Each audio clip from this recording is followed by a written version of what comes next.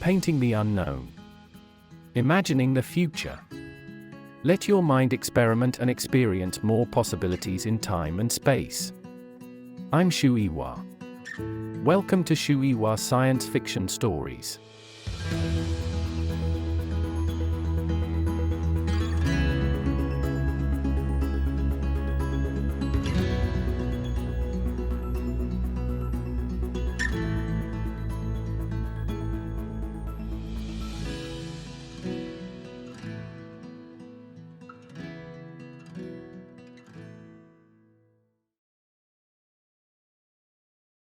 As soon as Wang logs off, he gets a call from Shen asking him to come to his office.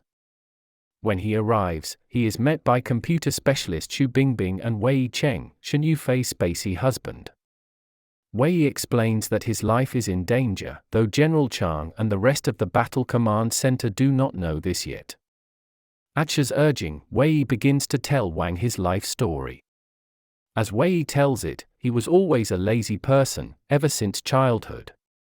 Though he had an amazing, inborn aptitude for geometry, shapes immediately became numbers in his mind, he was too lazy to ever apply this gift.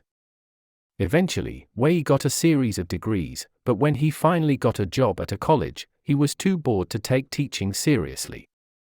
Instead, he went to a Buddhist monastery to find some peace and meaning in his life. The abbot at the monastery encouraged Wei to embrace his sense of emptiness. You must use this existential emptiness to fill yourself. As he fell asleep that night, Wei imagined a sphere to symbolize his emptiness. When that initial empty sphere reminded him of death, he pictured a second sphere. Unfortunately, in this image, the sphere's separate gravities always pulled them into a stable rotation around each other, which also made Wei think of death. Only when he introduced a third sphere into his mind did the emptiness take on unpredictability and a kind of life. The three spheres danced in Wei's mind until he fell asleep. Wei had effectively discovered the three-body problem on his own. Though years earlier, a mathematician named Henri Poincaré had declared the problem unsolvable, Wei believed a new kind of approach might work, namely, an evolutionary algorithm. Such an algorithm would at each moment lay out the options for what could happen next in the three bodies' motions, and it would preserve the advantaged possibilities over the disadvantaged ones in order to form more accurate predictions.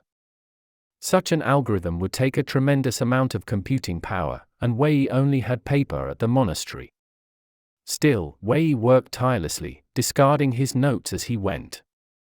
A few days later, a young woman, Shen Yufei, came to Wei's room, holding his scrap paper and telling him he was brilliant. Shen promised to help Wei get the computing power he needed to work on the three-body problem. Wei felt stirrings of attraction for Shen. That night, Wei saw Shen praying at a temple on the monastery grounds.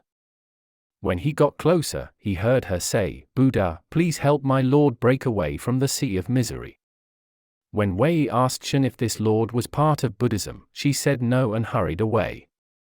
With the help of another monk at the monastery, Wei concluded that if Shen was praying to Buddha to help a mysterious lord, then this lord must actually, tangibly exist.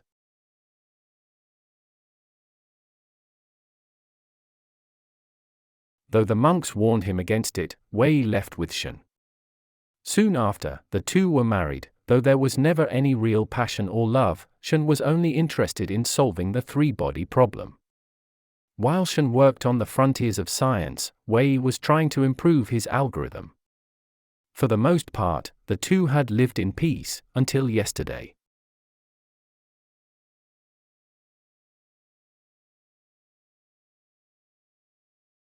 Wei says that yesterday, a man called him and told him that unless he stopped researching the three-body problem, he would be killed. Then, later that night, Shen had threatened her husband with a gun, telling him that if he stopped working on the problem, she would kill him herself. Shen told him that he would become the savior of the world if he successfully solved the three-body problem. But if he stopped, he would be a sinner. If someone were to save or destroy the human race, she said, then your possible contribution or sin would be exactly twice as much as his. Shen, Wang, and Wei are all confused by this strange language. To continue the investigation on Wei's behalf, Wang leaves with Shu and Bingbing, the computer specialist. As they drive away, Shu mentions the three-body game to Wang and explains that she is responsible for monitoring it. When Wang asked for more information, however, Shu explains that she does not understand where the game has come from. Wang is startled by the coincidence, but Shu assures him that they must believe Shu's famous slogan, "All this must be the work of people." Wang begins to believe that Shu and Shu are both lying to him. Wang, Shu, and Shu arrive at Shen's house, but they are too late. She has already been shot and killed. Shu nervously tries to figure out who committed the crime. Wei is not very upset, even when Shu tells him that the murderer probably wanted to kill Wei most of all. Wei admits that there were a few other things he was too lazy to tell Shu at first. Now, Wei confesses that when Pan Han had arrived at this house, he and Shen had fought. They had spoken of warring sides in a conflict. They mentioned the Adventists and the Redemptionists, and though both groups wanted to bring the Lord to earth, each group had a very different expectation of what would happen when the Lord arrived. Specifically, Pan wanted the Lord to punish humanity, whereas Shen seemed to want no such thing. Wei realizes that the voice that threatened him on the phone probably belonged to Pan. Wei gives Wang a disk with all of his mathematical work on the three-body problem. He encourages Wang to publish the disk under his own name, because he is a good man, a man with a sense of responsibility. Wei explains that he is filled with a sense of doom. Sunrise now seems like sunset to him. And, he tells Wang, it's all because God, or the Lord she talked about, can't even protect himself anymore. It is probably no accident that this phone call arrives as soon as Wang beats the three-body game's first level. Instead, the immediacy of the events, and the fact that all of these various characters know each other, suggests that Wang is involved in something much larger and more omnipresent than he realizes. There is a fascinating parallel between Wei Cheng's description of his life and Yang Dong's almost fanatical dedication to her theory. For both characters, experience is pale next to the fascinating ins and outs of theory. But for both, while theory can be engrossing, it cannot take away the existential emptiness created by a lack of human connection. Ironically, Wei shuts himself off from many of the pleasures of life, only finding real meaning through mathematics.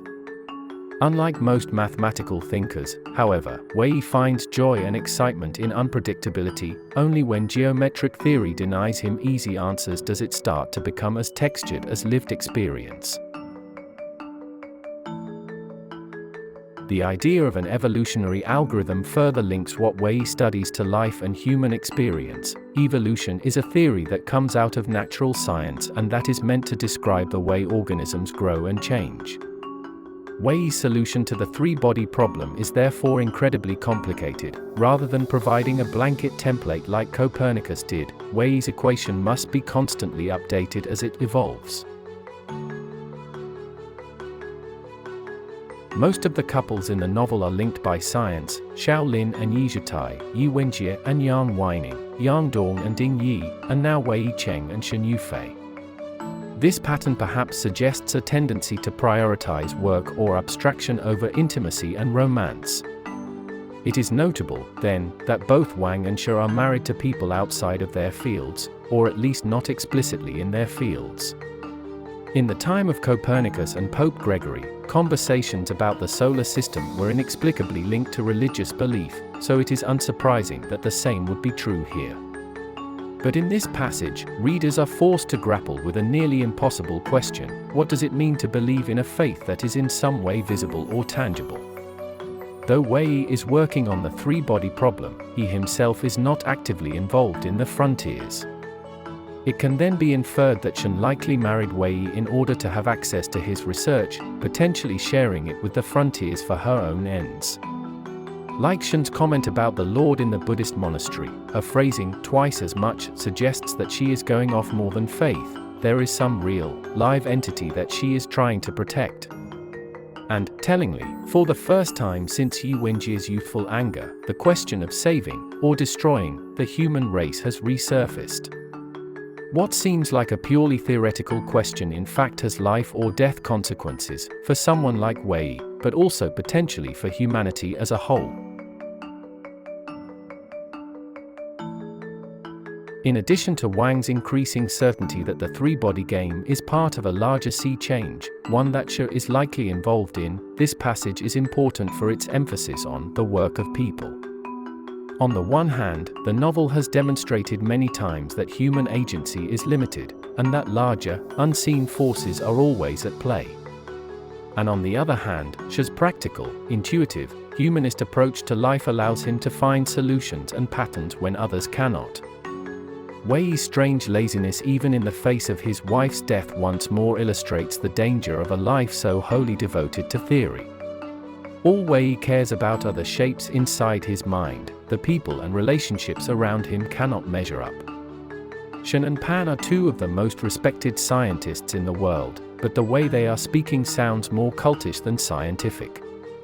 Though much is uncertain, two things seem true to Wang. First, it is likely that Pan was the one who killed Shen. And second, the question of whether humanity deserves to be punished, raised at the beginning of the book, is perhaps now a literal quandary instead of a conceptual one. Not for the last time, Wang's essential goodness and sense of duty to others impacts how the other characters treat him. And it is also worth noting the idea of sunrise as doom, especially because the novel is so concerned with the sun's movements. Most important, however, is the suggestion that this spiritual force, however powerful, is also vulnerable, an idea that flies in the face of conventional theology.